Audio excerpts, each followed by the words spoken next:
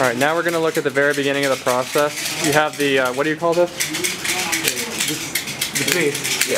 The trace that's being put onto the main tufting cloth. The cloth itself also, there are different densities of cloth depending on what quality of tufting you're trying to do. Right. So it comes in different picks, 12 pig, 14 pig, 16 pig. Okay.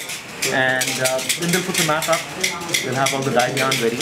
And they'll typically start, filling in the design.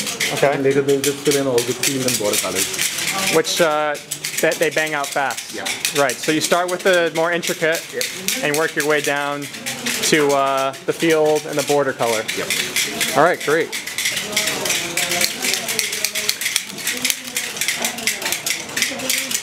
So they're punching the tufts through. And can we see like one almost finished where the back is getting? Well, we are going to see where the back gets latex. This side is there. Almost finished color picking. Right, this is the back. So you put latex on that? Yeah, right. And there's still, just like a hand-knotted carpet, there's finishing.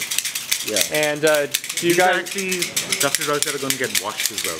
So tufted rugs we're doing are going to get washed as well? Great, okay. All right. And they can do shearing, do different styles? Same process. All right. Do people oxidize ever, tufted rugs?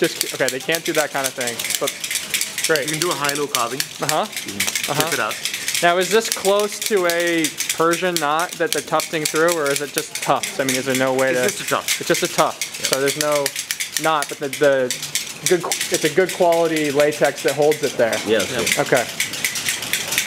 All right, thank you so much. That makes a lot of sense now. This is the weaving process is the complete. This is a weave. This is a completed rug. Yeah, right now we're looking at the back. Came out beautifully. He's just finishing up the border. And then he will, Yep.